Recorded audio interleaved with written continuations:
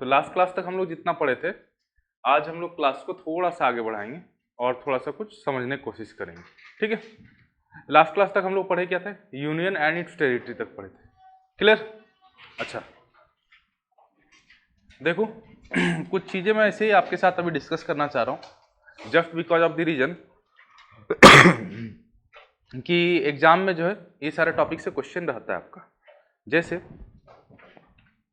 Constitution making, कुछ कुछ important बात है जो मैं आपसे डिस्कस कर रहा हूँ, अदरवाइज फिर आगे मैं पढ़ूंगा, इसके डिटेल्स में पढ़ाऊंगा आपको, लेकिन अभी कुछ बात मैं डिस्कस करना चाह रहा हूँ। कॉन्स्टिट्यूशन मेकिंग, ठीक है, अभी पार्ट 2 हम लोग नहीं पढ़ रहे हैं, उससे पहले हम लोग कॉन्स्टिट्यूशन मेकिंग पढ़ेंगे। ठीक है,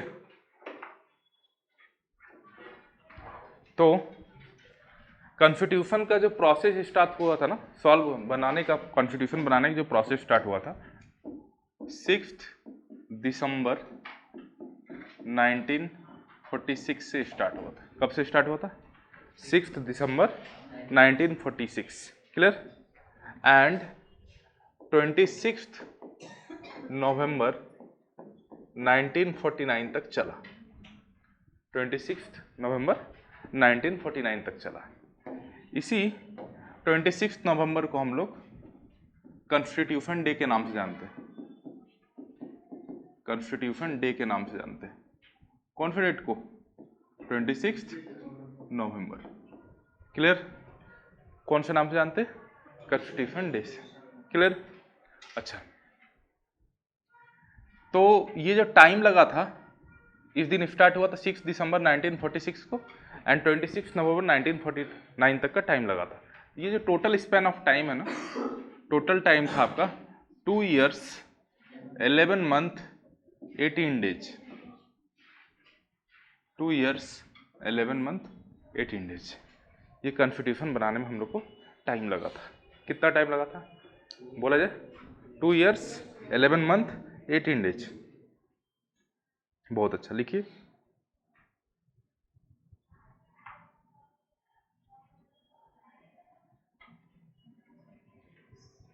2 years 11 month 18 days। अब देखो यहां पर जो है आपका 9 दिसंबर को एक इंसिडेंट हुआ। 9 दिसंबर को 1946 को एक इंसिडेंट हुआ। क्या इंसिडेंट था? First informal meeting of constituent assembly.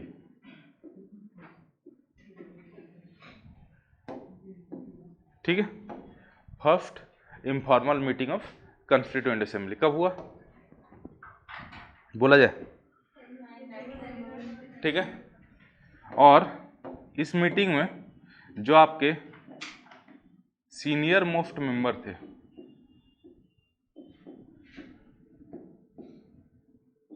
Senior most member कौन थे? डॉक्टर सच्चिदानंद सिन्हा।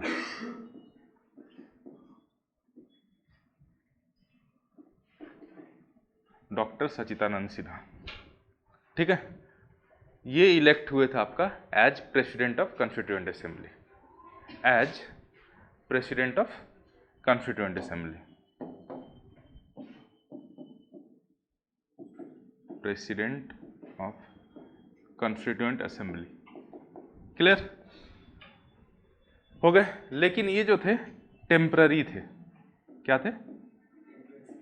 क्योंकि एक मीटिंग को लीड करने के लिए, एक मीटिंग को लीड करने के लिए एक लीडर चाहिए होता है, जो हमने उस दिन टेम्पररी बेसिस पे जो सीनियर मोस्ट मेंबर था उनको बना दिया। क्लियर? यहां तक कोई डाउट? Note it down.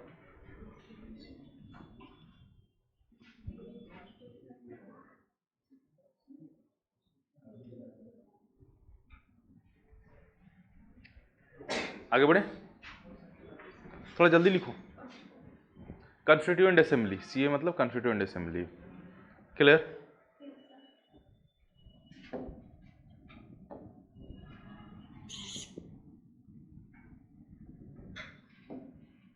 चलो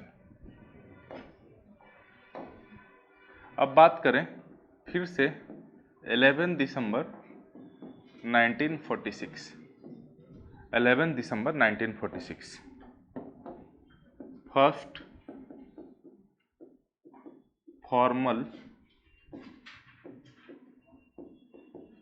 meeting of constituent assembly took place. ठीक है, first formal meeting of constituent assembly हुआ कब? 11 दिसंबर को। और इस मीटिंग में जो थे डॉक्टर राजेंद्र प्रसाद,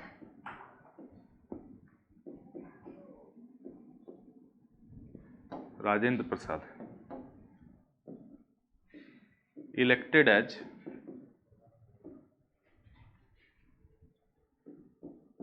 प्रेसिडेंट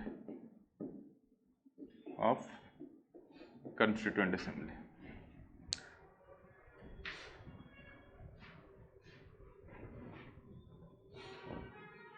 लिखिए,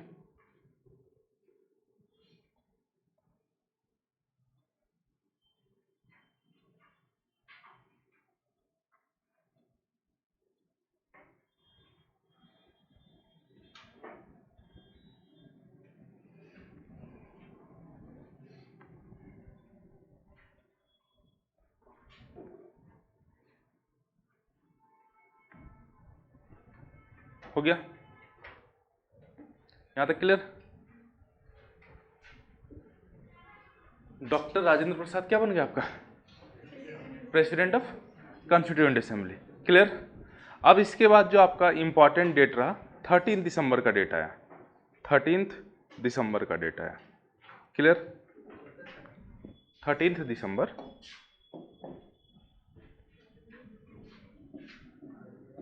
13 दिसंबर 1946, 13 दिसंबर 1946। इस दिन क्या हुआ? आपका पंडित जवाहरलाल नेहरू जो थे ऑब्जेक्टिव रिजोल्यूशन पास किए थे। ठीक है, ऑब्जेक्टिव रिजोल्यूशन प्रेजेंट किए थे, नॉट पास किए थे।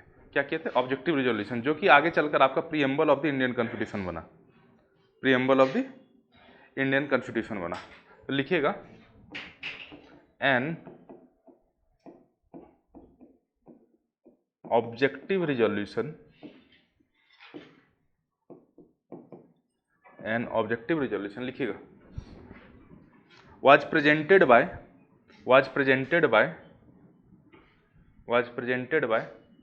पंडित Jawaharlal Nehru, was presented by Pandit Jawaharlal Nehru,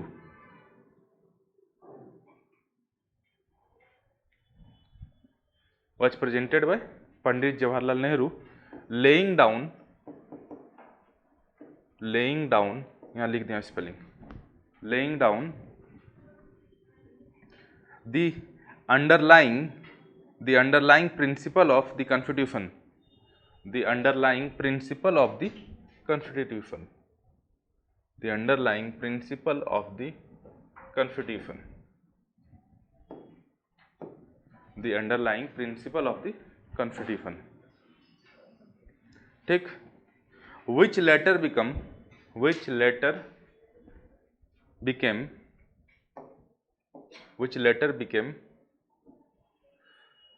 preamble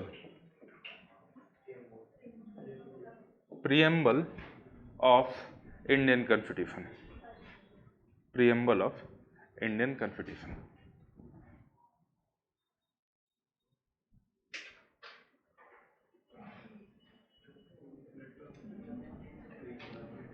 ठीक है, अच्छा, फिर अगला जो आपका इंपॉर्टेंट इवेंट हुआ 22 जुलाई 1947, 22 जुलाई 1947। इसमें हमने क्या किया? एडॉप्टेड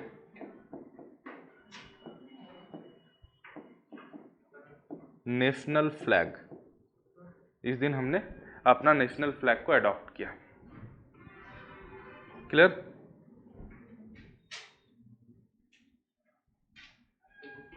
ठीक है, फिर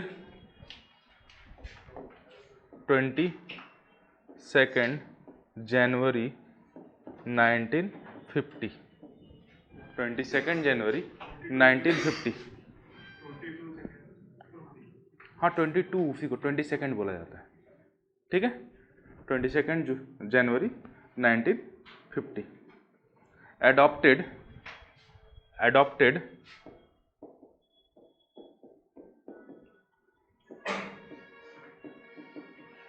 national anthem, adopted national anthem।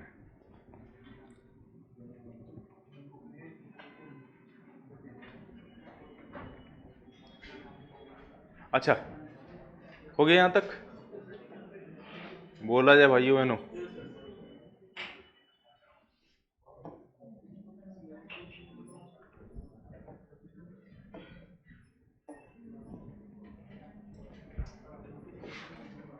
अच्छा अब थोड़ा सा आगे बढ़ते हैं। नेशनल सॉन्ग मतलब कौन सा सॉन्ग होता है बताओ? जनगण मन, ठीक है। या नेशनल एंथम मतलब ये होता है, नेशनल एंथम मतलब होता है, नेशनल सॉन्ग का मतलब होता है आपका वंदे मातरम, ठीक है। अच्छा नेशनल एंथम का सिंगिंग ड्यूरेशन कितना है?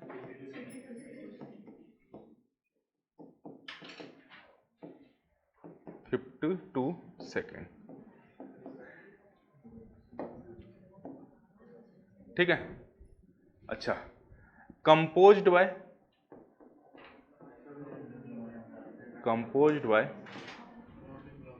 गुरुदेव, उनका टाइटल था गुरुदेव रविंद्रनाथ टैगोर। लिखिए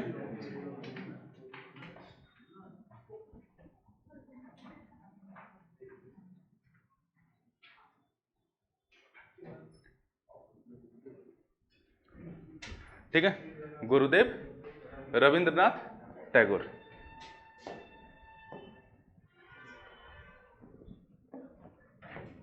अच्छा अब थोड़ा सा नेशनल एंथम का हम लोग हिस्ट्री को समझ लें।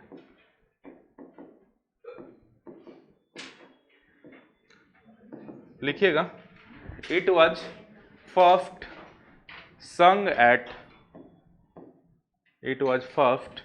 sung at meeting of INC, Indian National Congress, meeting of INC in Calcutta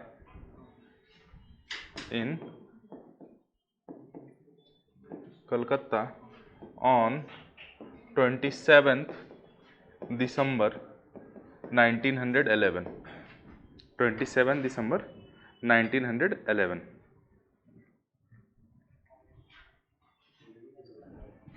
ठीक है। लिखिएगा it was taken from Bengali song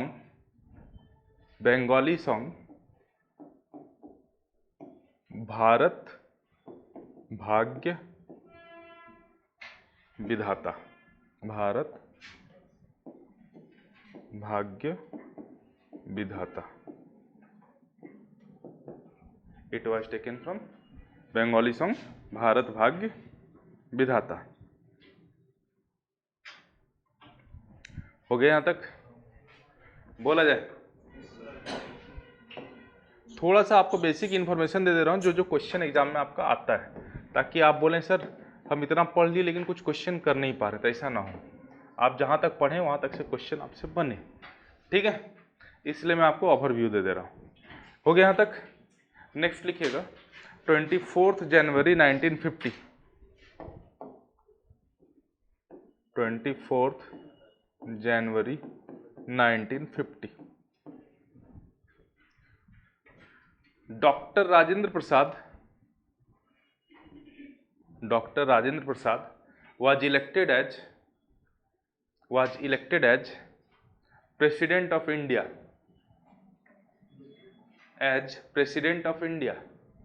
by Constituent Assembly,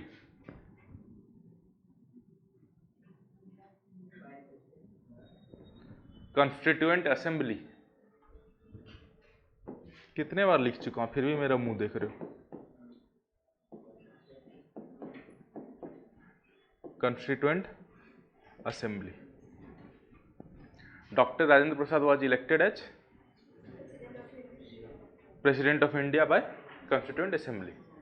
पहली बार जो प्रेसिडेंट बने थे तो उसके लिए कोई इलेक्शन नहीं हुआ था। इंडिया में पहला इलेक्शन जाकर 1952 में हुआ था, clear.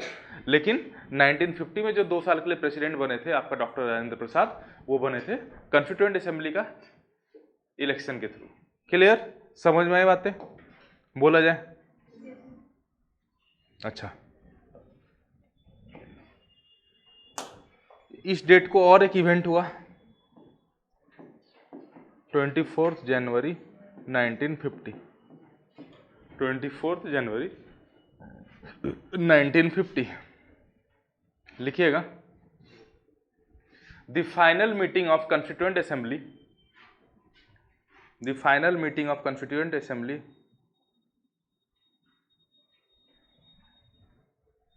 was held, final meeting नहीं लिखो, फाइनल सेशन लिख दो। The final session of constituent assembly, session, the final session of constituent assembly was held, clear. was held, क्या यार आप लोग का इंग्लिश कितना कमजोर है, ठीक है। was held, clear. अच्छा, अब यहां पर देखो एग्जाम में क्वेश्चन ऐसा भी आता है, टोटल कितना सेशन हुआ था। फाइनल सेशन जैसे मैं बोला, टोटल कितना सेशन हुआ था कॉन्स्टिट्यूएंट असेंबली का। तो कॉन्स्टिट्यूएंट असेंबली का टोटल जो हुआ था आपका 11 सेशन हुआ था। कितना सेशन हुआ था? 11 सेशन हुआ था।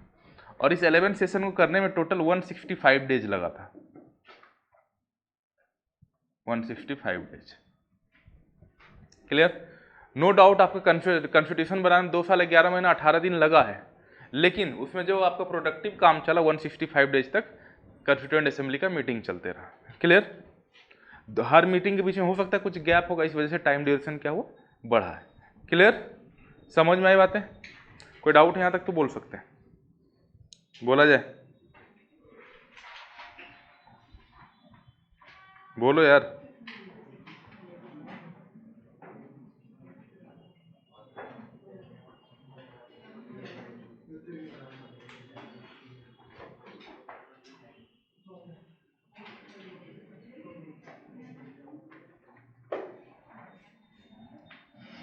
ठीक है,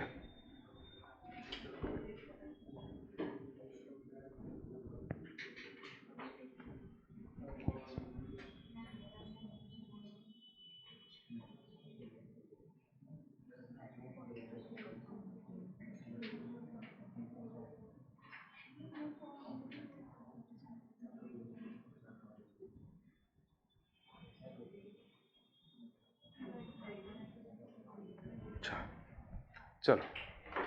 तो फाइनली इसके बाद फाइनली जो रहा, देखो हमारा कॉन्स्टिट्यूशन बनने में कब तक बन चुका था? 26 नवंबर 1949 को, क्लियर। लेकिन फाइनली जो है हमारा कॉन्स्टिट्यूशन लागू कब हुआ? 26 जनवरी 1950, clear. Constitution was adopted, constitution was adopted, constitution was adopted, जिसको हम लोग क्या सेलिब्रेट करते हैं? Republic day. अच्छा, यहाँ हम लोग जैसे 26 नवंबर 1949 को अपना कॉन्स्टिट्यूशन बना चुके थे, तो 26 जनवरी तक हम लोग को 2 महीना वेट क्यों करना पड़ा? क्यों? कोई आइडिया? बोला जाए, क्यों वेट किए हम लोग? चाहते तो उसी दिन लागू कर लेते, 2 महीना वेट क्यों किए? 2 महीना इसीलिए वेट किए ताकि ये इंपॉर्टेंट डे को हम लोग, इस डे को ज़्यादा इंपॉर्टेंस दे पाए, डेट को, इस डेट को हम लोग ज़्यादा इंपॉर्टेंस दे पाए। क्यों दे पाए इस डेट को इंपॉर्टेंस? क्योंकि 26 जनवरी को ही 1930 26 जनवरी 1930 को आईएनसी का लाहौर सेशन हुआ था, लाहौर सेशन हुआ था, ठीक है, जिसमें हमने डिमांड क्या किया था, डिमांडेड पूर्ण स्वराज, कंप्लीट इंडिपेंडेंस जिसको बोलते हैं,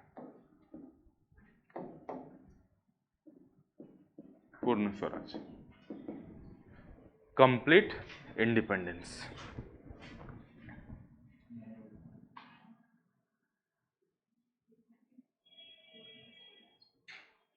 लिखिए जल्दी से, ठीक। 26 जनवरी 1930 को लाहौर सेशन में हमने क्या डिमांड कर दिया, पूर्ण स्वराज। अच्छा, इस सेशन में जो थे प्रेसिडेंट कौन थे, पंडित जवाहरलाल नेहरू, ठीक है, जवाहरलाल नेहरू, और हमने डिमांड क्या कर दिया, पूर्ण स्वराज। क्लियर, कोई डाउट है यहां तक, बोला जाए। इसीलिए इस डेट को इंपॉर्टेंस देने के लिए हमने क्या किया, 26 जनवरी 1950 को हम लोग 2 महीना और एक्स्ट्रा वेट किया ताकि इस डेट का इंपॉर्टेंस और बढ़ पाए।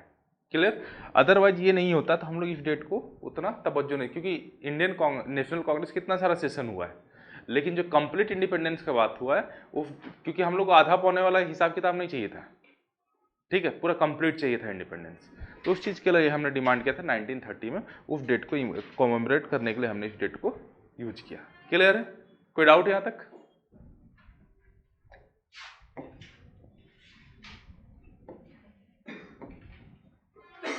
आगे बढ़ा जाए, बोला जाए।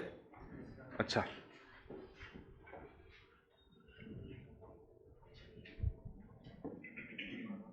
चलो भैया, तो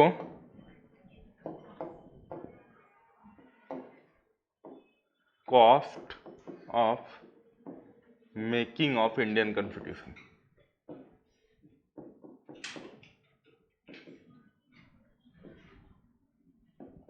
कितना खर्च हुआ कॉन्स्टिट्यूशन को बनाने में, तो ₹64 लाख, उस टाइम हम लोग का 64 लाख रुपीज खर्च हुआ कॉन्स्टिट्यूशन को बनाने में। क्लियर,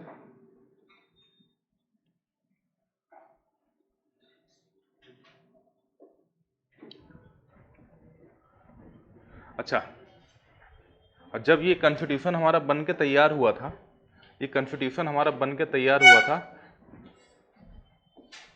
395 आर्टिकल था इसमें, 8 शेड्यूल था एंड 12 पार्ट्स था। क्लियर, ओरिजिनल कॉन्स्टिट्यूशन का ये हिसाब किताब था।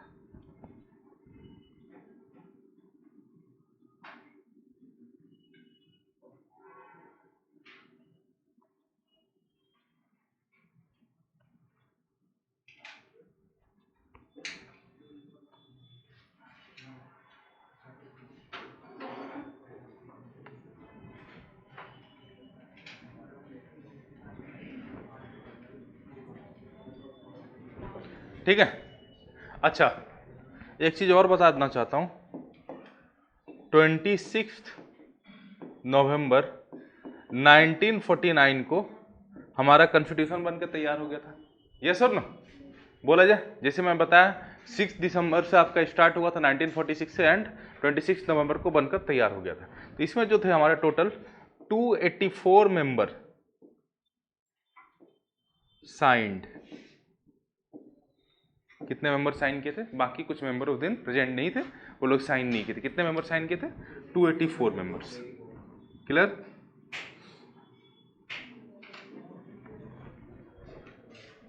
यहां पर लिख सकते हो आउट ऑफ 299 मेंबर्स,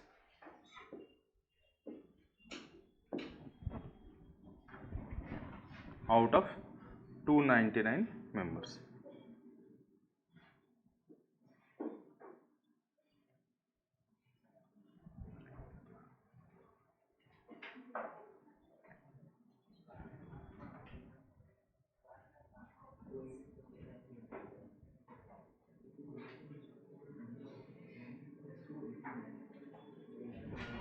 आगे बढ़े, बोला जाए, यहाँ तक हो गया। अच्छा, ये तो था बेसिक सा, इम्पॉर्टेंट डेट हो, इम्पॉर्टेंट बात हो, जो आपके लिए इम्पॉर्टेंस रखता है।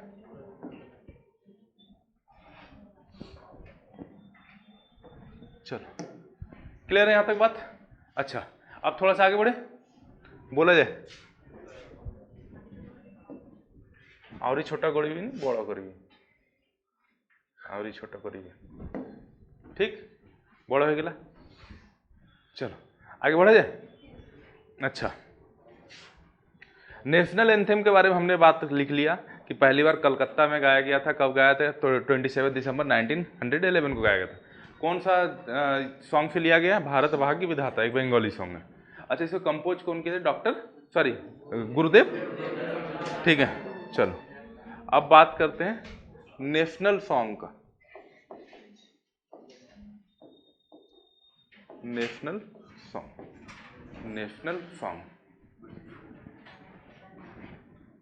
नेशनल सॉन्ग कौन सा है?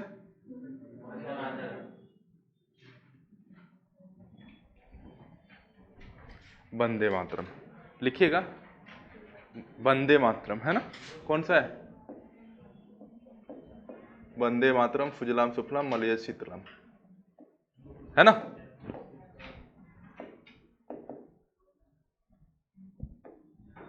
ठीक है, लिखिएगा, नेशनल सॉन्ग टेकन फ्रॉम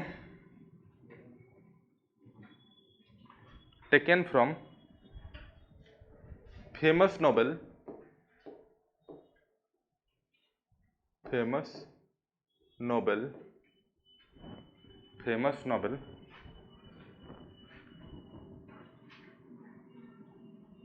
कौन सा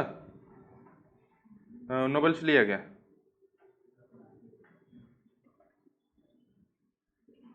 बोलो, बोला जाए, टेकन फ्रॉम फेमस नोबेल आनंद मठ,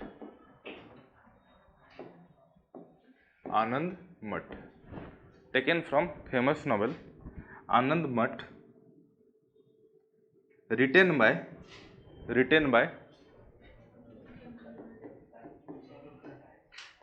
बंकिम चंद्र चटर्जी,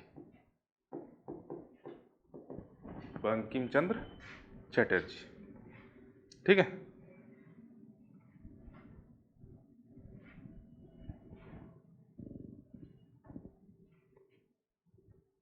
आगे बढ़े, बोला जाए।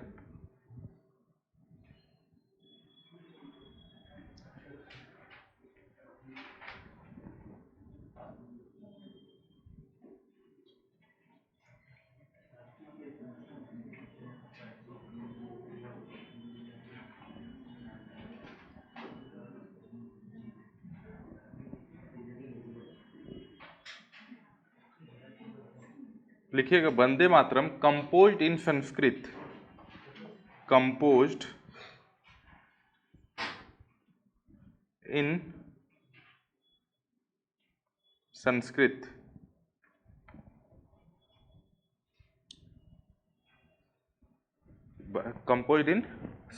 बाय बंकिम चंद्र चटर्जी, ठीक है। कंपोज्ड इन संस्कृत बाय बंकिम चंद्र चटर्जी। लिखिएगा नेक्स्ट, इट वॉज फर्स्ट संग एट कलकत्ता सेशन,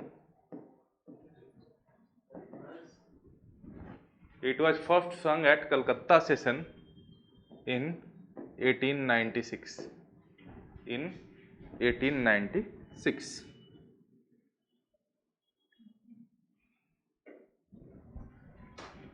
नेक्स्ट लिखिएगा, the original constitution was hand written by, original constitution of India was hand written by was the original constitution of India was handwritten by Prem Bihari Narayan Raijada। Original constitution जो India का है ना, वो उसको हाथ से लिखा गया है, कैलीग्राफी किया गया, खुद से लिखा गया। क्लियर है, समझ में? उसको टाइपिंग नहीं किया गया। नारायण रायजादा।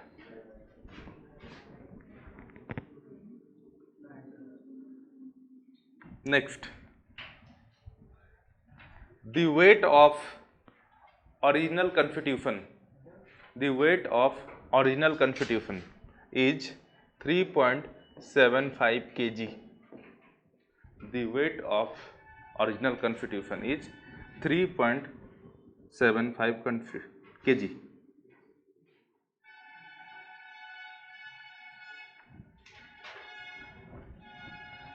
नेक्स्ट, नेक्स्ट लिखिएगा, the original constitution of India, the original copy of Indian constitution लिखना, the original copy of Indian constitution, the original copy of Indian Constitution is kept in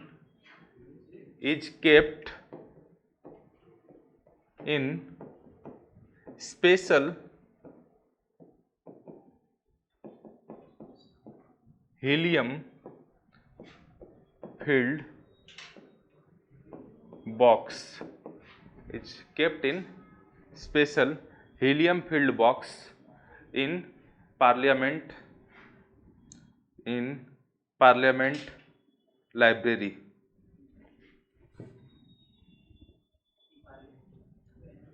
library.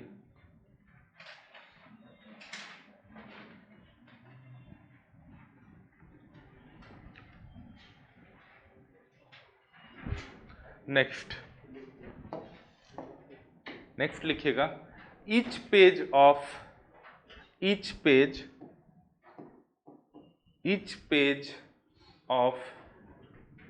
original constitution is uniquely decorated by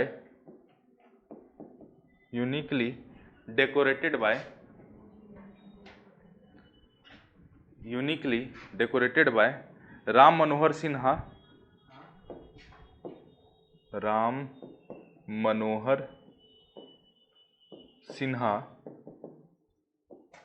and Nandalal Bose.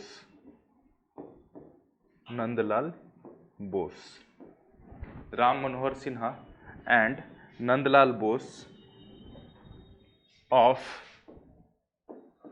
Shanti Niketan.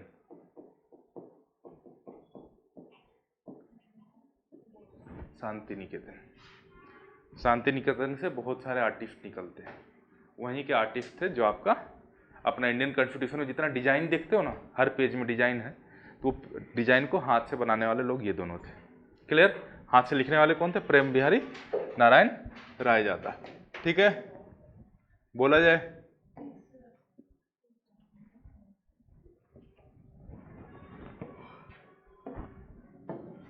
हो गया यहां तक? Next लिखिएगा,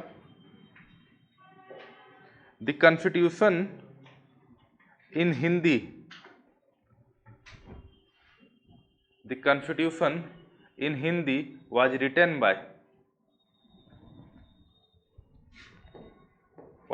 by Basant Krishna Vaidya. Basant Krishna Vaidya.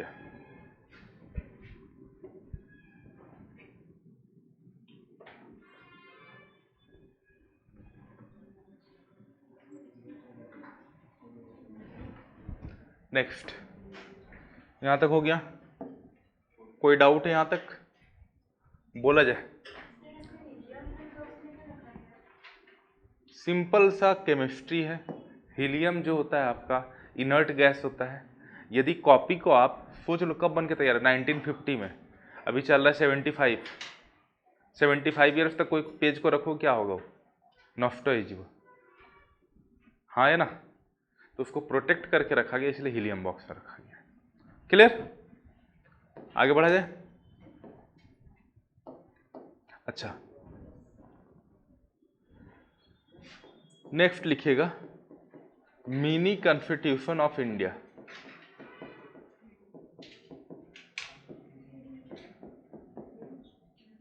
Mini constitution of India.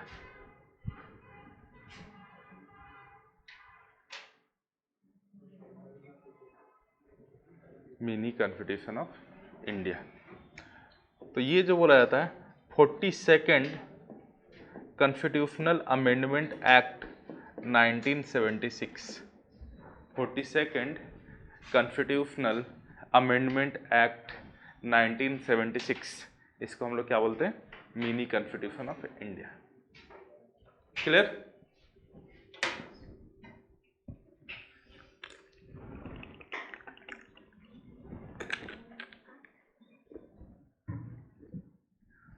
Second constitutional amendment act 1976, इसको हम लोग क्या बोलते हैं, मिनी कॉन्स्टिट्यूशन ऑफ इंडिया।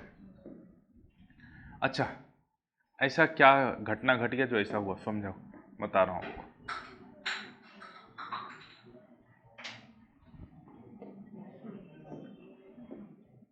देखो भैया,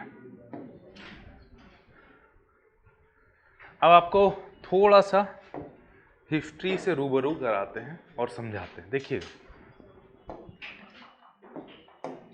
मैं बात करूं, जब आपका इंडिपेंडेंस हो रहा था लगभग 1947 का, किसका बात कर रहा हूं, बोला जाए 1947। ओके ओके ओके,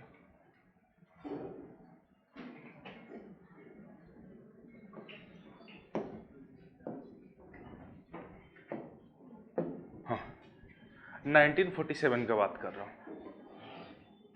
तो अब आपको पता है वहां पर 2 नेशन थ्योरी चला था, यस और नो, क्या हुआ था, 2 नेशन थ्योरी, जिसके तहत इंडिया और पाकिस्तान 2 अलग अलग देश बनकर उभरा था, हाँ या ना। क्या क्या बना था, इंडिया और पाकिस्तान 2 अलग अलग देश बनकर उभरा था। क्लियर। अब देखो,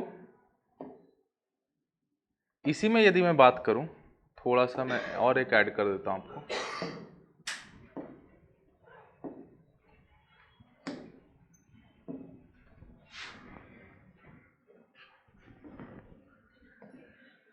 देखना,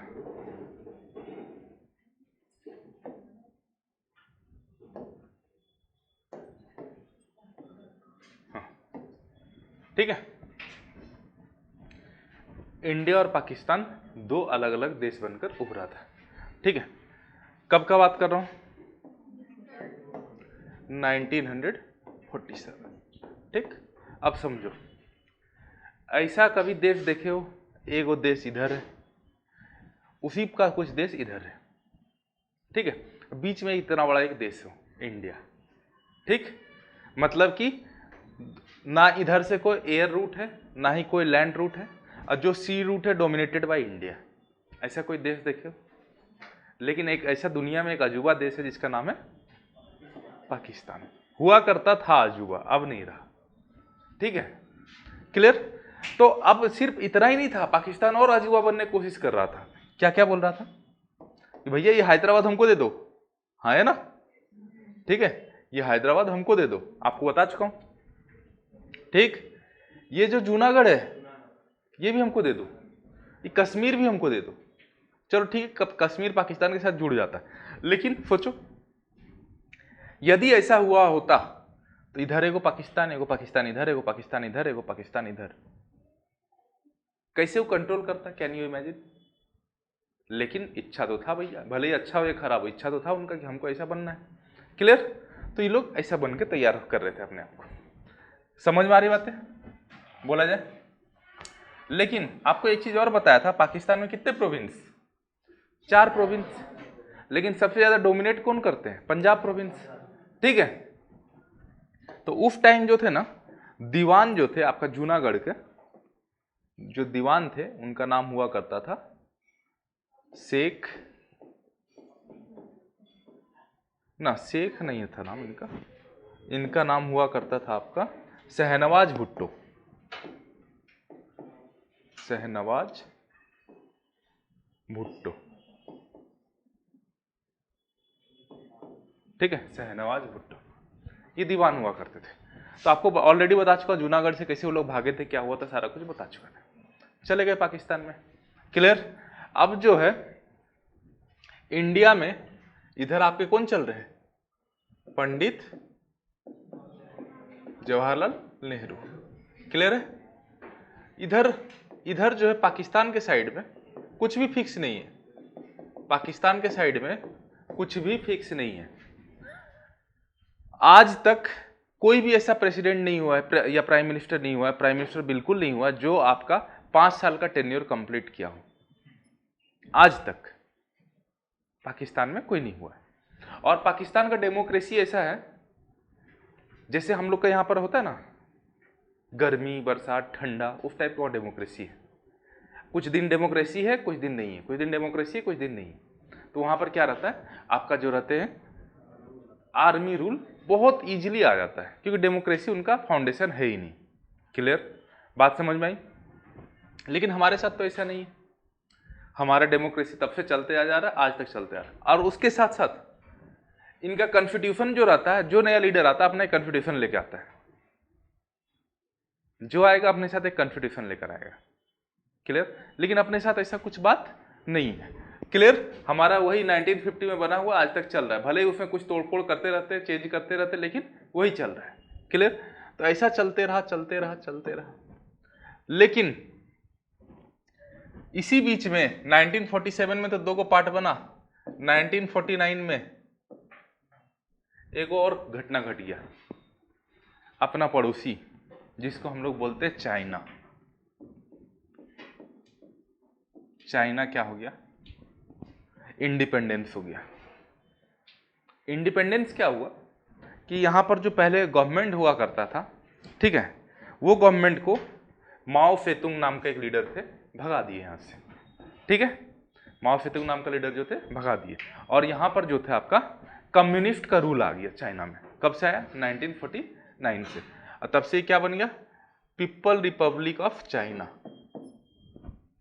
ठीक है, क्लियर। और ये रूल आ गया किसका? माओ सेतुंग का। वही आपका जो है कम्युनिस्ट पार्टी का रूलर है आज शी जिनपिंग। क्लियर, समझ में आई बातें? अच्छा, तो ये जो थे मार्क्सिस्ट आइडियोलॉजी को फॉलो करते हैं, माओइस्ट जिसको बोलते हो, मार्क्सिस्ट आइडियोलॉजी। ये क्या होता है?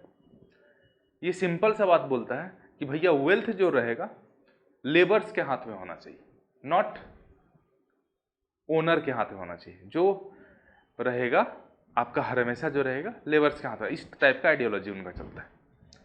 पंडित जवाहरलाल नेहरू ठहरे भैया लेफ्टिस्ट। लेफ्टिस्ट क्या होता है? 2 विंग होता है, एक होता है लेफ्ट विंग, राइट विंग।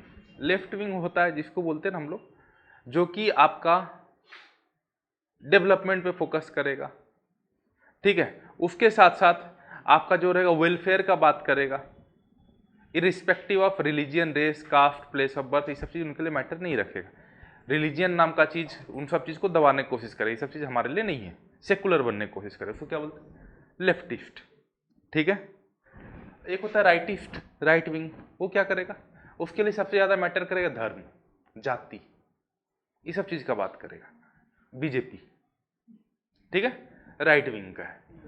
ठीक है, तो आईएनसी उस टाइम जो लीड कर रहे थे वो क्या था? लेफ्ट विंग का था।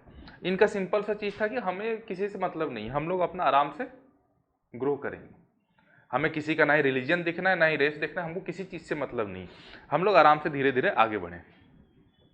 लेकिन यहां पर चाइना आपका आजाद हुआ, ठीक है, और चाइना का सिंपल सा रूल था, एक ही काम था कि हमको धीरे धीरे करके अपने आप को बड़ा बनाना है। जो होना है सो हो, आस पड़ोस से हमको कोई फर्क नहीं पड़ता, जो होना है सो हो जाए। क्लियर? इससे पहले हमारे इंडिया में, एंशिएंट इंडिया में ही एक बहुत बड़े थिंकर हुए जिसको हम लोग बोलते हैं चाणक्य। यस और नो? चाणक्य को जानते ही होंगे आप लोग, सुने ही होंगे। इंडिया के बहुत बड़े थिंकर हुए हैं जिनको हम लोग क्या बोलते हैं? चाणक्य। वो बोल के गए हैं एक बात, आपका पड़ोसी जो होंगे आपका कभी भी अच्छा दोस्त नहीं हो सकते। क्या नहीं हो सकते? कभी नहीं हो सकते। आपका पड़ोसी कभी भी आपका, जो बोलते हैं ना, a friend in need, a friend in deed, वो कभी नहीं हो सकता है। जब भी रहेगा, जो भी होगा, लेकिन वो आपका पड़ोसी नहीं हो सकता है। सिंपल सा बात बोल के गए। क्लियर? तो इस बात को चाइना बहुत अच्छे से जानता था, ठीक है, कि मेरा पड़ोसी मेरा दोस्त हो ही नहीं सकता है। जो होगा सो होगा, लेकिन मेरा पड़ोसी मेरा दोस्त नहीं होगा। ठीक? अब देखो, इसी से थ्योरी निकलता है दुश्मन का दुश्मन दोस्त। समझ में आ रही बात है? क्लियर? अच्छा, तो यहां पर ऐसा चल रहा है, 1959 आते आते, ठीक है, इन्होंने बोला कि भैया तिब्बत मेरा है। जो देख पा रहे हो आप, ये जो तिब्बत वाला एरिया है, क्या है? मेरा है। कब्जा कर लिया, ये एरिया को कब्जा कर लिया। तिब्बत हो गया किसका part? Became part of China. ठीक है, अब नेहरू जी का पड़ोस में ये हो रहा है, लेकिन नेहरू जी वो लोग आपस में झगड़ा कर रहे हैं, हमको उससे क्या मतलब है? बहुत अच्छे आदमी से थे नेहरू जी, हमको कोई दिक्कत नहीं, वो लोग जो आपस में करना है करें। ठीक, तो लेकिन तिब्बतियन जो थे वो लड़ाई झगड़ा करने वाले लोग होते नहीं। वो लोग जो होते हैं बौद्ध धर्म को मानने वाले लोग होते हैं, वो लोग को लड़ाई झगड़ा से कोई मतलब नहीं होता। तो लोग भाईचारा हारे, भाग गए।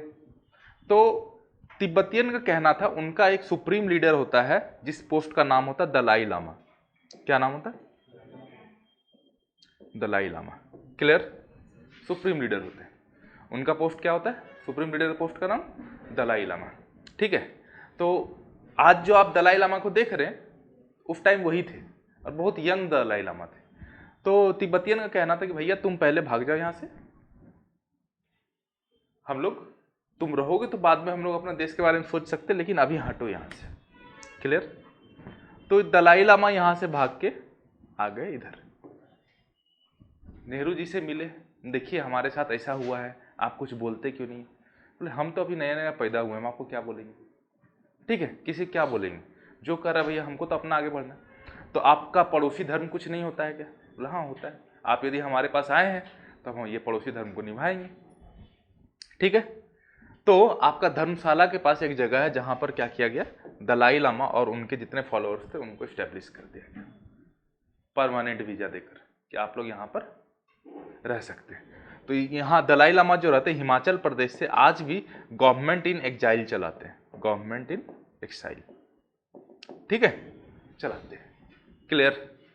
तो ये चीज चाइना को अच्छा नहीं लगा, हम तो कब्जा किए, तुम उसका हमें इसका लीडर को हमको दे दो वापस, दलाई लामा को वापस करो। चाइना बोला तुम मेरा बहुत अच्छा दोस्त में से है, ठीक है, दलाई लामा को वापस करो। क्लियर? नेहरू जी बोले भले ही हम आपके अच्छे दोस्त हैं, लेकिन ये हमारा पड़ोसी का बात है, यदि कोई हमसे हेल्प मांगने आया तो हम उसको वापस आपको नहीं कर सकते। क्लियर? हेल्प नहीं कर सकते। आपको क्या लगना है, कर देना चाहिए था? दे देना चाहिए था वापस, ले जाओ। यदि कोई भी ऐसा करता है तो उसका मतलब कुछ अपना अंदर से कुछ होता है कि नहीं? आपको पता है इसको लेके जाएगा तो मार देगा, आप जाने देंगे? तो बोले भैया नहीं हो सकता, हम नहीं देंगे। तो चाइना को आ गया खुन्नस, रुको बेटा तुमको बताएंगे एक दिन। ठीक है, ये चीज चलते रहा। पैरेलली इधर एक इंसिडेंट चल रहा है, किसमें? पाकिस्तान में। ठीक है, पाकिस्तान मतलब नया नया पैदा ही हुआ, हैप्पी बर्थडे था उसका। ठीक है, उसके बाद इंडिया अपना कॉन्स्टिट्यूशन लिखा, वो लोग भी अपना कॉन्स्टिट्यूशन लिख रहा था। ठीक है, तो बोला देखो भैया हम लोग एक मुस्लिम कंट्री बने, इस्लामिक कंट्री, तो हम लोग एक अपना एक लैंग्वेज बोलते जो हमारा हर जगह माना जाएगा। बोला कि हमारा लैंग्वेज होगा उर्दू, इसको मानेगा सब, गवर्नमेंट से जो भी बात करेगा वो उर्दू में ही बात करेगा, ऐसे बात नहीं हो सकता है, उर्दू हमारा लैंग्वेज। अब ये लोग जो है पंजाबी, यही यहाँ पर मेन चीज है, पाकिस्तानी पंजाबी जो रूल कर रहे हैं। बाकी और जो आस पड़ोस से किसी को कुछ बोलने का हिम्मत नहीं है। लेकिन भैया इधर जो है ये लोग हैं बंगाली मुस्लिम, ठीक है, इनको ही बोल रहा भैया उर्दू सीखो।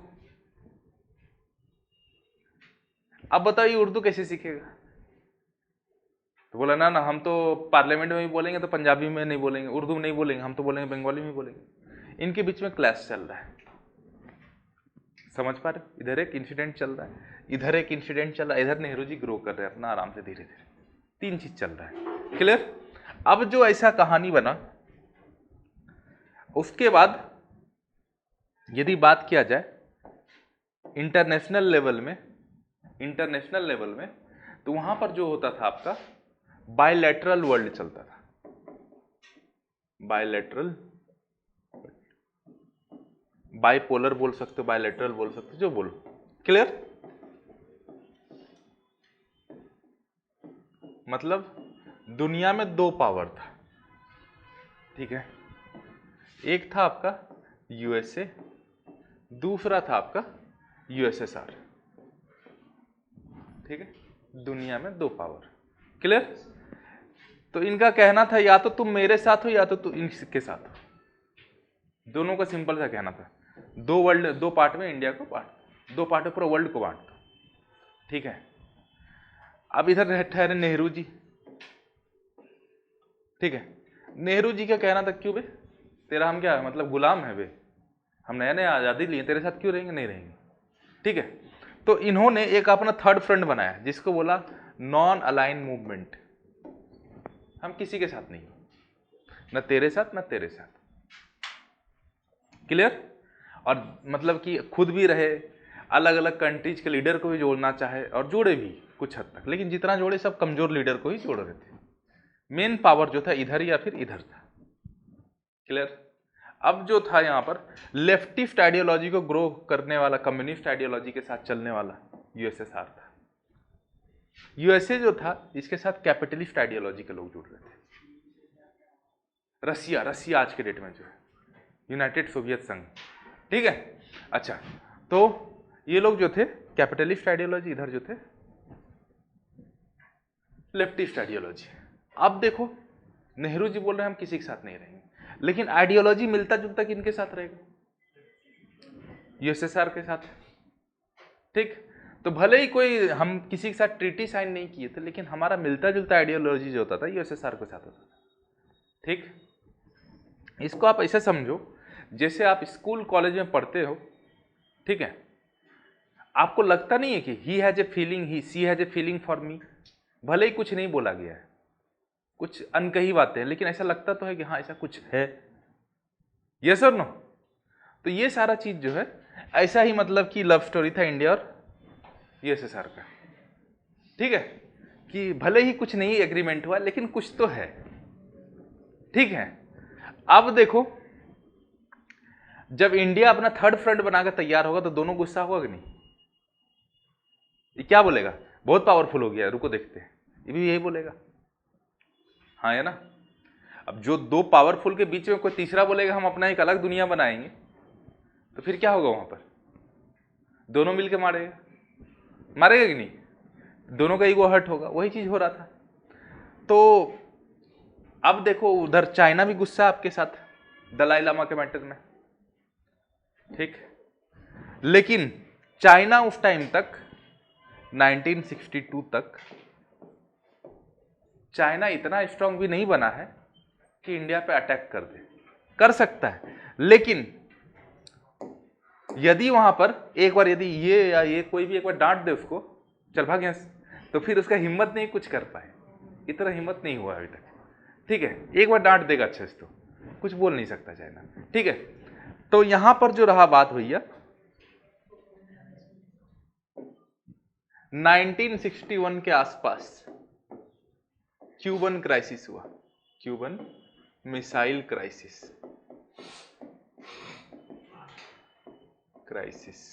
ठीक है। Cuba is a country near USA, USA के आसपास में कंट्री है क्यूबा, जिसका रिश्ता बहुत अच्छा है यूएसएसआर के साथ, यूएसएसआर वाला बोला कि भैया हम यहाँ पर एक बॉम्ब इंस्टॉल करके रखना चाहते हैं, चलाएंगे नहीं, रखना चाहते हैं। क्यों? यूएसए पे दबाव बनाने के लिए। क्लियर? यूएसए पे इसका दबाव बनेगा। क्लियर है? यूएसएसआर वाला बोल रहा है भैया हमरा क्यूबा बोला हाँ ठीक है। यूएसए बोला नहीं तुमको यहाँ नहीं लगाने देंगे, तुम यदि लगाओ तो हमारा नेशनल सिक्योरिटी का मैटर है, हम नहीं लगाने देंगे। यूएसएसआर वाला बोला तेरा देश में थोड़ी लगा रहे हैं, दूसरा देश में लगा रहे हैं। तो दोनों में बीच में यहाँ पर झगड़ा चल रहा है क्यूबा में। चाइना इतना स्ट्रांग है नहीं कि एक बार यदि वो लोग बोल दे तो बात मना कर पाए, इतना स्ट्रांग नहीं है। चाइना देखा अभी अच्छा सा मैटर है, समझ रहे हो? यूएसए यूएसएसआर आपस में लगा हुआ है, अच्छा सा मैटर है, थोड़ा सा सबक सिखा देते हैं इंडिया को। ठीक है? 1962 में चाइना ने अटैक कर दिया इंडिया पे। उससे पहले नेहरू जी का थ्योरी होता था हिंदी चीनी भाई भाई। क्लियर? हिंदी चीनी भाई भाई। और नेहरू जी के ही वकालत पे चाइना जो बने परमानेंट मेंबर बने यूएन का, नेहरू जी के कहने पे। नेहरू जी का साख होता था, क्योंकि देखो भैया हम तो अभी नया नया आजाद हुए हैं, मेरे पास इतना रिसोर्स नहीं कि हम यूएन को फंड कर पाए, यूएन में चला पाए, चलो तुम बन जाओ, मेरा पड़ोसी तो मेरा दोस्त ही है, क्या दिक्कत है? इतने अच्छे आदमी थे हमारे नेहरू जी। क्लियर? बहुत मतलब होता है जिसको बोल सकते हो कि मतलब इसको क्या बोलते हैं, जैसे छोटा बच्चा होता है गोलू मोलू टाइप का, ठीक है, उस टाइप का लोग थे नेहरू जी। क्लियर? समझ रहे हो? तो नेहरू जी ने बना दिया परमानेंट मेंबर, और नेहरू जी पे ही अटैक कर दिया। समझ रहे हो? और वो भी अटैक किया कब? जब कोई है ही नहीं, दोनों पावर आपस में बिजी है। ठीक है, दो लोग आपस में बिजी है, तीसरा मजा मार के निकल गया। यही काम हुआ यहाँ पर। ठीक है, लेकिन ये जो रहा नेहरू जी का दिल पे बहुत बड़ा घाव कर गया। और इसी अटैक में अक्साई चीन का एरिया है इधर, ठीक है, अक्साई चीन का एरिया, अरुणाचल प्रदेश का कुछ एरिया कब्जा कर लिया चीन। इंडिया कहां से कब्जा करे? इंडिया कहां हिम्मत था? चाइना ने कब्जा कर लिया। उसके बाद नेहरू जी बोले जा तुमसे अब हम बात नहीं करें, ब्रेकअप हो गया। ठीक है, तो चाइना ने बोला अरे टेंशन मत लो, लो तुमको वापस कर देते हैं। अरुणाचल प्रदेश वापस कर दिया, अक्साई चीन आज भी उनके पास है। ठीक, अक्साई चीन आज भी उनके पास है। आप सोच लो चाइना कितना ज्यादा इंटेलिजेंट है। 1962 में अटैक करके अक्साई चीन को कब्जा किया। इसका इंपॉर्टेंस आज हमें पता चल रहा है कि अक्साई चीन है क्या। हमको लग रहा है पहाड़ बंजर एरिया, ले गया क्या हो गया, बहुत एरिया अपने पास।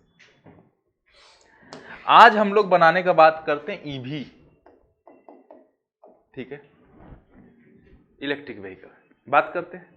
उसके लिए क्या चाहिए? सबसे इंपॉर्टेंट बैटरी। यस और नो? पावर के लिए बैटरी चाहिए। एंड बैटरी बनाने के लिए जो रेयर अर्थ मेटल चाहिए सबसे ज्यादा यहां पर आपका स्टोर्ड है। सिर्फ रेयर अर्थ मेटल ही नहीं है, रेयर अर्थ मेटल के साथ 100% प्योर वाटर चाहिए होता है बैटरी को बनाने के लिए। और सबसे ज्यादा प्योर वाटर यहां पर ग्लेशियर है। सोच लो कितना स्ट्रेटेजिक चीज है। आज ये जिसके पास रहेगा वो आगे बढ़ेगा।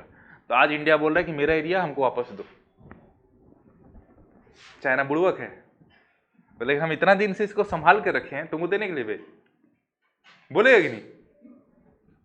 ठीक है, तो इसीलिए बोला जाता है इन फ्यूचर ऐसा हो सकता है कि छोटा मोटा कन्फ्लिक्ट हो इंडिया और चाइना के बीच में, और हो के रहेगा, वही होगा। इंडिया पाकिस्तान के बीच में कुछ नहीं होना है, इंडिया पाकिस्तान के बीच में कुछ नहीं होना। जो होना है मेन चीज होगा चाइना के साथ, और इन फ्यूचर होगा, आने वाले 5 साल 10 साल 15 साल जब भी हो, लेकिन होगा और ठीक ठाक होगा। क्लियर? बात समझ में आ रही बात है? मैटर होगा यही वाला। क्लियर?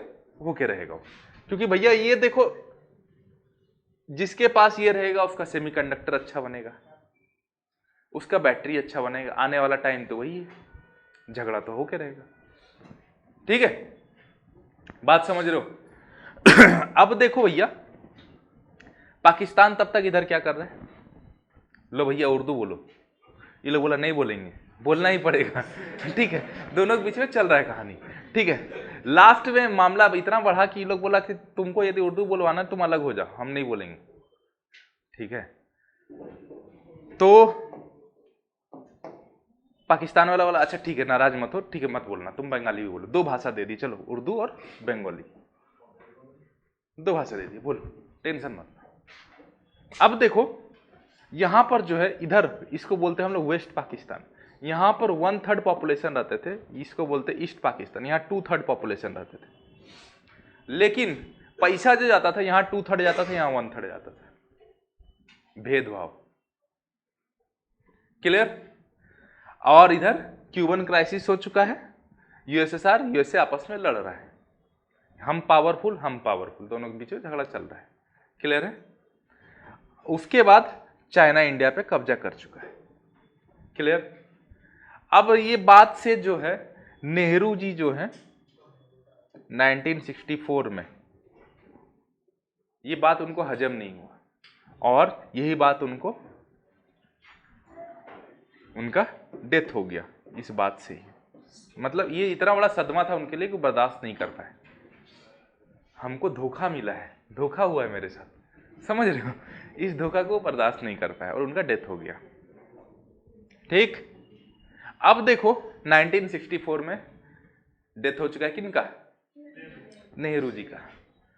1962 में चाइना इंडिया को हरा चुका है बुरी तरीके से। ठीक, अब इसके बाद बने हैं पीएम कौन?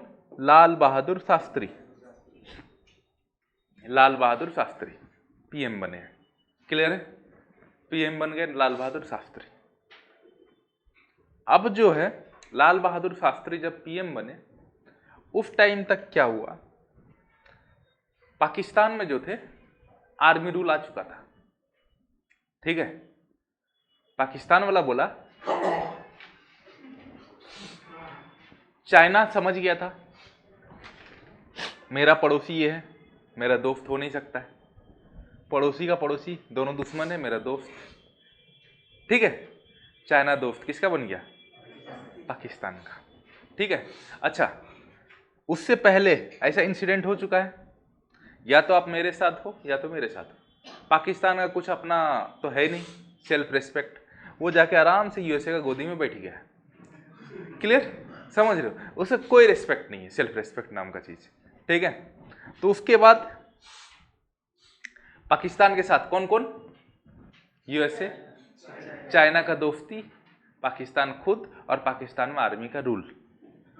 इंडिया का स्टेटस समझो, इंडिया में जो है 62 में चाइना हरा चुका है, 64 में जो अपना पॉपुलर पावरफुल लीडर थे उनका डेथ हो चुका है, और जो लीडर बने हैं उनका पॉपुलैरिटी उस लेवल का नहीं है उस टाइम। ठीक है, लाल बहादुर शास्त्री मतलब पूरा सीधा साधा परिवार के लोग, एकदम शांति रखने वाला, उस परिवार उस टाइप का मतलब ऑरा नहीं है उनका। क्लियर है? 1948 में ऑलरेडी हमारा और पाकिस्तान के बीच में हो चुका है एक बार। कहां पर? जम्मू कश्मीर में, है ना, एलओसी बना के हम लोग बैठे हुए थे। अब पाकिस्तान सोचा अब सही मौका है। ठीक, अब क्या है? सही मौका है, अब इंडिया को थोड़ा खड़काया जाए। ठीक है, आ गया बात 1965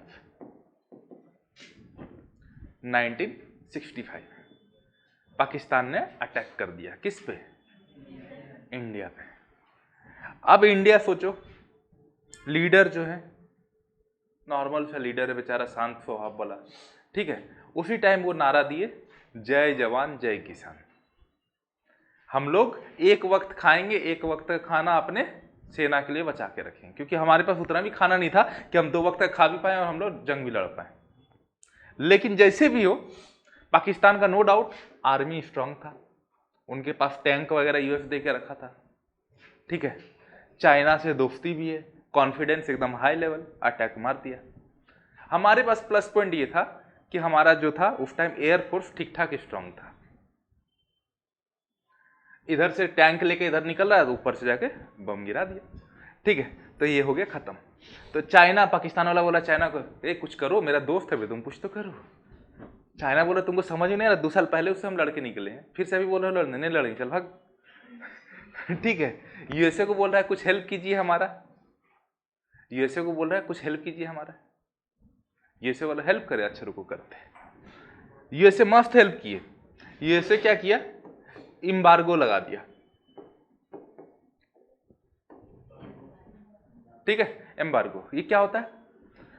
सिंपल सा एगो प्रेस नोट रिलीज किया कि कोई भी country neither Pakistan nor India किसी को कोई भी हथियार नहीं देगा, नो वेपन, कोई भी हथियार किसी को नहीं देगा। पाकिस्तान फिर से धोखा, ये क्या हुआ मेरे साथ, हम तो हेल्प मांगे, ये क्या हुआ मेरे साथ, ठीक है, ठीक। तो कोई भी किसी को हथियार नहीं दे रहा है, ना ही इंडिया को ना ही पाकिस्तान को। इंडिया को तो चाहिए भी नहीं था, इंडिया तो अपना बोल रहा है हम किसी झगड़ा क्यों करें, हमारा तो ये सोचे, लेकिन हमको मार दिया, क्या हुआ, क्या है ये, ठीक। तो इंडिया पाकिस्तान के बीच में एम्बार्गो लग गया, कोई किसी को हथियार नहीं देगा। अब जो है भैया समझो बात को, पाकिस्तान का टैंक वगैरह आर्मी स्ट्रांग था, लेकिन अपना एयरफोर्स उसको जाके डुबा दिया, ठीक, और पाकिस्तान का हो गया हार। तब वहां से क्या हुआ, इंडिया में पॉपुलैरिटी बढ़ा किनका, लाल बहादुर शास्त्री का, जय जवान जय किसान का नारा दिया, ठीक। अब लड़ाई झगड़ा हो गया, यूएसएसआर बोला तुम लोग बहुत उछल कूद कर रहे हैं, नया नया देश बने, इतना उछल कूद काहे कर रहे हो बे, तुम लोग आओ आपस में मिलजुल करो, ठीक है। डरा धमका के दोनों को बुलाए, कहां पर, ताशकंद में, ताशकंद, ठीक है। उस टाइम यूएसएसआर का ही पार्ट हुआ करता है ताशकंद। आप लोग मूवी देखे हो ताशकंद फाइल्स, ठीक है, एक बॉलीवुड का मूवी है, क्लियर। ताशकंद कश्मीर में नहीं, ना ही इंडिया में, यूएसएसआर का पार्ट हुआ करता था, ठीक है। तो वहां पर बोल ले गया, इंडिया और पाकिस्तान को बोला चलो आपस में हाथ मिलाओ, गला मिलो, तुम लोग बहुत बदमाशी कर रहे, चल गला मिल, बोला अब आगे से कुछ नहीं होगा, दोनों साइन के आगे से कुछ नहीं करेंगे, सब हम लोग अच्छे से रहेंगे, साइन कर लिया। जिस दिन साइन किया उसी रात में हमारा लाल बहादुर शास्त्री का डेथ हो गया, वो भी ताशकंद में। हमारा इंडिया का जो मतलब सोचो कितना बड़ा वहां पर जो रहा बेइज्जती हुआ, विदेशी जमीन पर इंडियन पीएम का अचानक से मौत हो गया। वो आज तक भी क्लियर नहीं है कि मर्डर हुआ था, क्या हुआ था, आज तक पता नहीं है, ठीक है। लेकिन हमारा इंडियन पीएम मतलब इंडिया का इज्जत हो गया था नीलाम, समझ पा रहे बात को। तो ताशकंद में हमारा पीएम का डेथ हो गया, क्लियर, उसी रात में डेथ हो गया, ठीक। तो अब जो बात आया भैया कि इंडिया का अगला पीएम कौन, प्रियंका गांधी, कौन बोले हुए, ठीक है। तो आईएनसी में जो उस टाइम पावरफुल लीडर थे उनका नाम था मोरारजी देसाई,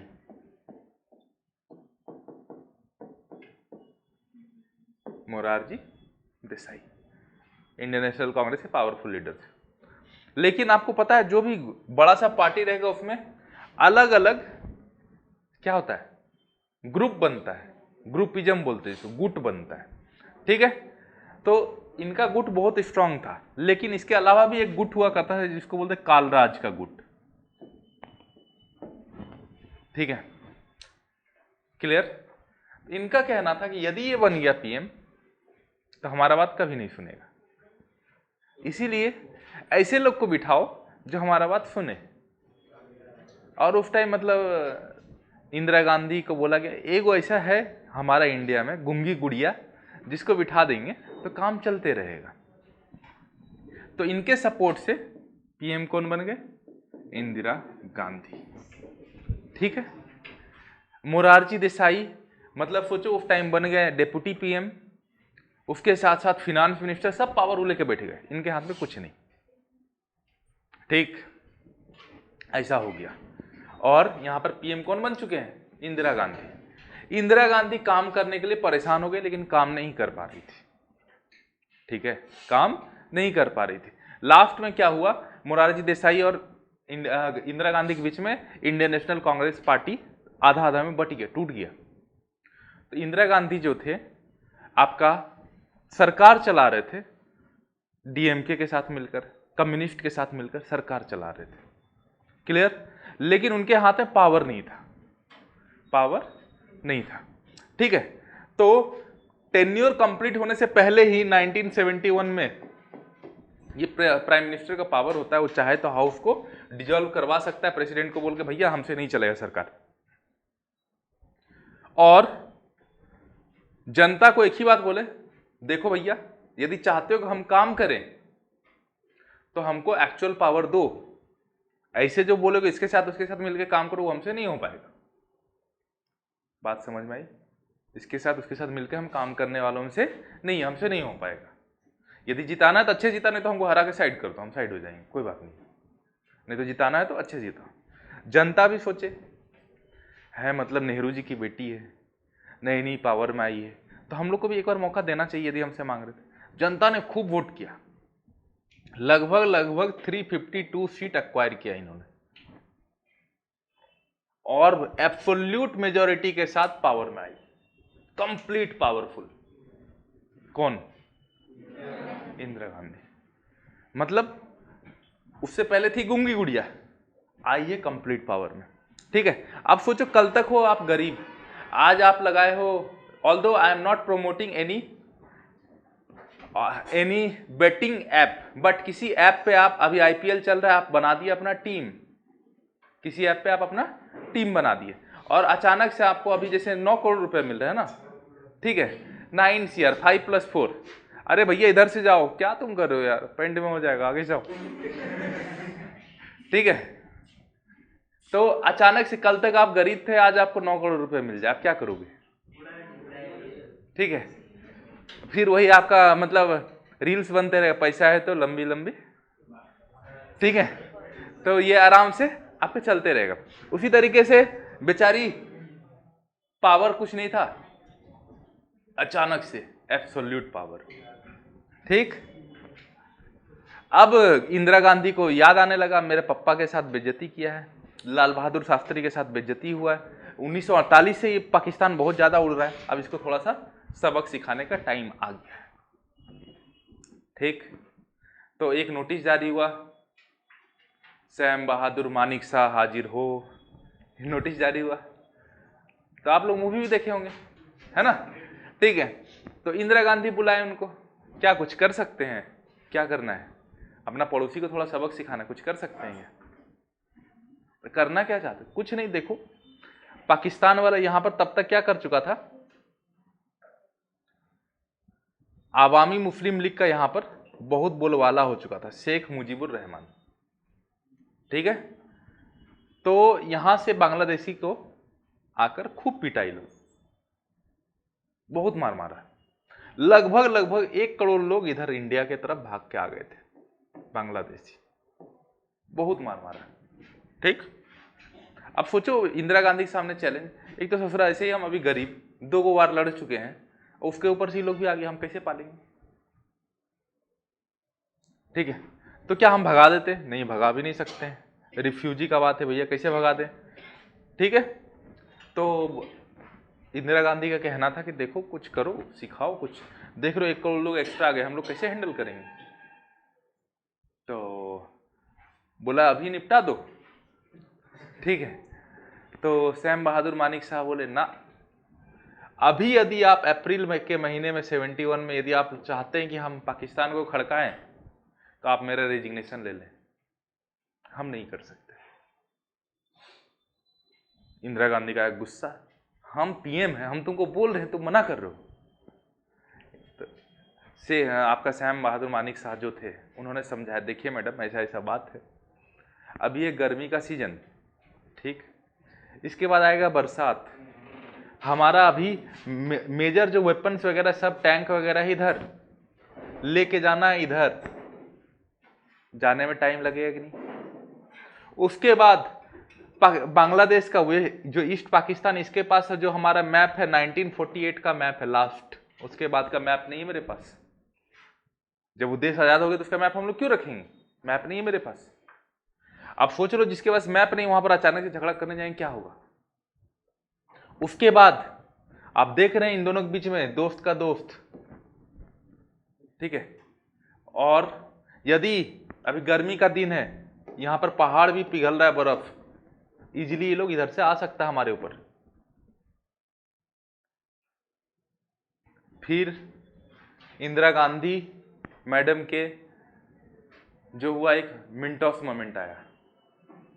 मिंटोस मोमेंट क्या होता है? मिंटोस खाओ दिमाग की बत्ती जलाओ, ठीक है। तो मिंटोस मोमेंट आया, हाँ बोल तो सही रहा। तो लगभग मान के चलिए मैडम हम अक्टूबर नवंबर में कुछ कर पाएंगे, उससे पहले कुछ नहीं होगा। अबे बहुत लंबा समय हो जा रहा है, इतना दिन इंतजार नहीं होगा, कुछ करो। बोला उससे पहले हम कुछ नहीं कर सकते।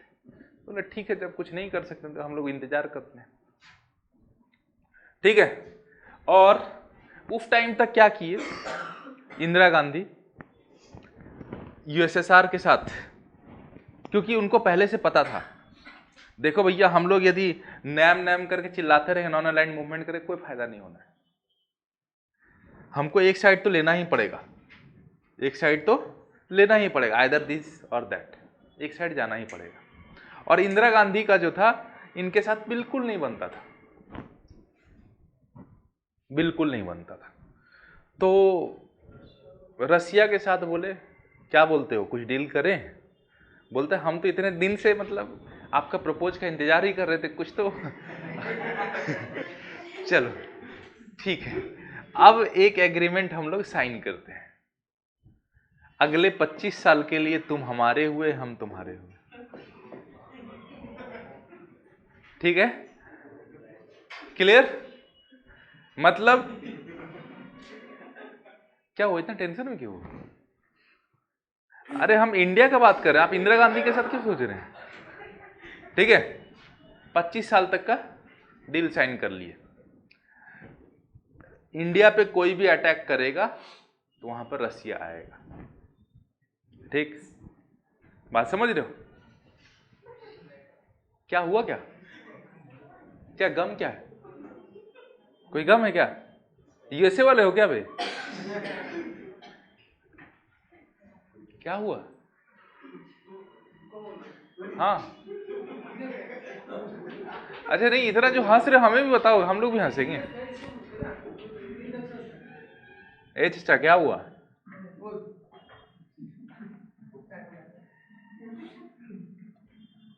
क्या हुआ है?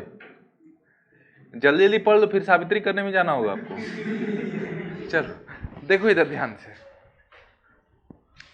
तो 25 ईयर्स तक का डील साइन हो गया। अब जो है तब तक ये जो है एक बार फिर से यूएसए में भी गए, वहां पर भी बोले देखिए पाकिस्तान अपने अंदर में एट्रोसिटीज कर रहा है, उसका जो आपका जो सिटीजन है हमारे तरफ आ चुके हैं, हमको उनसे भी बचना है, कुछ कीजिए। तो बोला हम लोग क्या कर सकते हैं, हम लोग से तो कुछ हो नहीं पाएगा। हो पाएगा नहीं हो पाएगा नहीं, हम बताने हैं कि देखिए ऐसा कुछ हो रहा है, आगे कुछ होगा तो हमको मत बोलिएगा, हमारे साथ प्रॉब्लम चल रहा है, ठीक? वहां पर जाके मीडियम में बता, ताकि देखो कल के दिन यदि कुछ हो ऐसा, एटलीस्ट ये प्रूफ रहे कि हाँ हम यूएसए को आकर बोले थे, ऐसे नहीं कि अचानक से हम कोई काम किए, ठीक है। बहुत चालू लेडी थी, जिसे गुंगी गुड़िया बोला गया, बहुत चालू लेडी थी, ठीक है। यूएसए को जाके समझा दी, यूएसए सर को समझा दी। अब बारी आया अपना पड़ोसी को, नेपाल को, भूटान को, श्रीलंका को, सबको समझा रही, देखो भैया ऐसा ऐसा हो रहा है, अभी हमारे पास आया, हो सकता है कल तेरे पास भी जाए। बोला हाँ सही बात है, तो कुछ करेंगे? बोला हाँ जो कर रहे हैं कीजिए, हम लोग आपको सपोर्ट करेंगे, या फिर सपोर्ट नहीं करें तो एटलीस्ट विरोध भी नहीं करेंगे, ठीक है, जो करना है कीजिए। सबको कॉन्फिडेंट मिल गया। ये सब करते करते आ गया नवंबर का समय, ठीक है। यूएसए ने जो है मैडम इंदिरा गांधी को एक लेटर भेजा है, देखिए आपको ऐसा कुछ नहीं करना है, हमको सुनने में आ रहा है कि आप कुछ करने जा रहे हैं, ऐसा कुछ नहीं करना है, ठीक? उस टाइम तो मतलब यही होता था डायरेक्टली, कुछ मतलब ऐसा नहीं होता था कि वीडियो कॉन्फ्रेंसिंग कर रहे हैं, ऐसा कुछ नहीं होता था, लेटर आता था, लेटर का रिप्लाई देना। तब तक रसिया बोला क्या बोलते हैं, यूएसए का लेटर आया, क्या करना चाहते हैं आप? बोला अभी हम देखे ही नहीं है, अनसीन मैसेज है, ऐसे ऊपर नोटिफिकेशन देख लिए लेकिन अनसीन है, ठीक है, अनसीन मैसेज है, ठीक है, उसको रिप्लाई हम बाद में करेंगे 15 दिन बाद, तब तक तो निपटा देंगे, ठीक है। तो आराम से फिर हमारा यहां पर गया, ठीक है, और निपटाए अच्छे से, प्यार से, ठीक है। लगभग 93,000 सोल्जर्स को हमने कब्जा कर लिया, 93,000 सोल्जर्स। ठीक है, अब जो है पाकिस्तान वाला बोल रहा है उनका एरिया भी कुछ कब्जा कर लिए, इधर भी ले गए। पाकिस्तान वाला बोल रहा है हमारे साथ गलत हुआ, यूएसए आओ। यूएसए फिर गया वहां पर। यूएसए कैसे गया? अपना जो है नेवी को लेके गया, 7 फ्लीट बोलते, पूरा नेवी को लेकर गया। ठीक है, तो 7 फ्लीट में अपना जब नेवी को लेके चला तो बोला हम अपना परमाणु बम भी लेकर चल रहे हैं और इंडिया को हम लोग सबक सिखाएंगे। इधर से पहुंचा अपना वही जिसके साथ हम लोग डील साइन किए अगला 35 साल तक का। ठीक है, तुम हमारे हम तुम्हारे हुए। ठीक है, इधर से पहुंचे रसिया। रसिया सिंपल सा बोला देख भैया हम भी पहुंचे हैं परमाणु बम लेके, लेकिन कितना लिए हैं पता नहीं है। ठीक है, जितना था सब भर लिए हैं, सोच लो। ठीक है, तो इधर से 7 फ्लीट फिर से वापस घूम गया।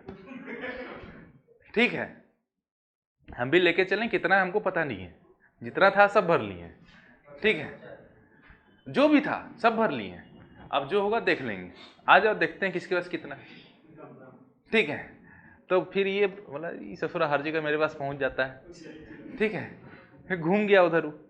तब तक ये बोल रहा है यूएसए रसिया को बोल, रसिया इंडिया को बोल रहा है जल्दी जल्दी निपटाइए, देख रहे हैं मामला बढ़ते जा रहा है, खराब होते जा रहा है, निपटाइए जल्दी जल्दी। तो ठीक है, कल तक का मौका दीजिए, कल निपटाते, कल खत्म कर देते। कल क्या हुआ? Happy birthday Bangladesh. ठीक है, क्लियर? तो बांग्लादेश का जन्म हो गया। क्लियर है? अब जो है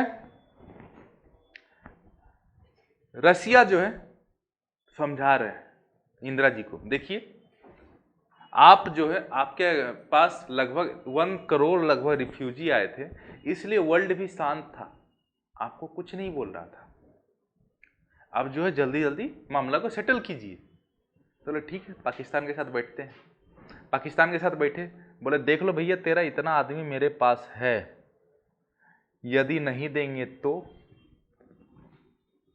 ठीक, पाकिस्तान इतना बेशरम देश।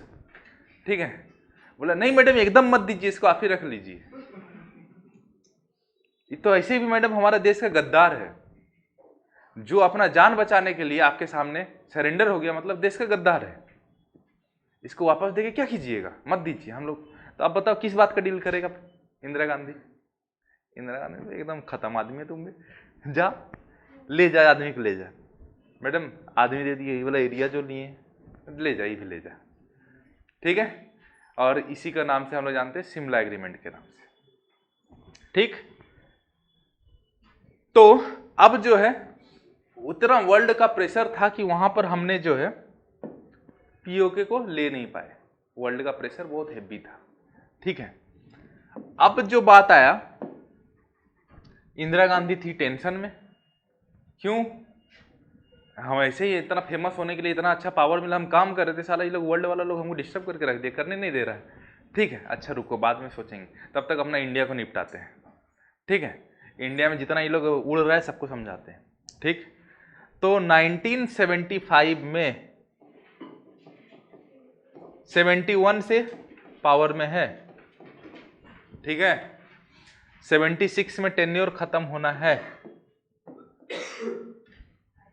ठीक है, 1975 में देश में इतना टेंशन हुआ और यहां पर जो थे जयप्रकाश नारायण, ठीक है, ऑफ पटना यूनिवर्सिटी बिहार, ठीक है, एक मूवमेंट चला दिए, इंदिरा हटाओ देश बचाओ। क्लियर? खामखा कभी इससे झगड़ती कभी उससे झगड़ती, मतलब अपना देश में इतना गरीबी पहले से है, गरीबी हटाओ बोल के आई है और यहां पर झगड़ा कर रही है बैठ के, इसको हटाओ। ठीक है, तो इतना मूवमेंट बढ़ गया कि इंदिरा जी को यहां पर क्या लगाना पड़ गया? इमरजेंसी। ठीक है, नेशनल इमरजेंसी लग गया। पहली बार लगा इंटरनल डिस्टरबेंस की वजह से, पहली बार लगा देश में इमरजेंसी, और आज तक वही लगा है। क्लियर है? तो इससे क्या हुआ, देश में और ज्यादा गुस्सा बढ़ा, दिस दैट बहुत हुआ, ठीक है। 76 में इतना पावरफुल थी, किसी का बात नहीं सुनती थी, सुप्रीम कोर्ट तक को भी नहीं छोड़ती थी। सुप्रीम कोर्ट में भी जाकर टोटल संविधान को ही बदलने चल दी। इसीलिए इनको बोला जाता है क्या, mini constitution of India. Just ये बात समझाने के लिए हम आपको इतना सारा स्टोरी दे रहे थे, मिनी कॉन्स्टिट्यूशन ऑफ इंडिया क्या होता है। समझ में आई बातें? यहां तक कोई डाउट है, बोला जाए? अच्छा, तो यहां तक अपना बात यदि समझ में आ गया है तो हम लोग जो कॉन्स्टिट्यूशन मेकिंग प्रोसेस था लगभग उसका बेसिक सा बात हम लोग समझ लिए हैं। यहां तक में किसी कोई डाउट है तो बोल सकते हैं, बोला जाए भाई बहनों? कोई डाउट नहीं है, बोला जाए? क्लियर है यहां तक बात? चलो, तो अगला हमारा टॉपिक क्या रहेगा, part 2, citizenship. Part 2 citizenship, article 5 to 11, article 5 to 11 क्या रहेगा, सिटीजनशिप, आर्टिकल 5 to 11। क्लियर? यहां तक बात समझ में आई? कोई डाउट नहीं? तो आज ही पाई। Thank you, have a nice day.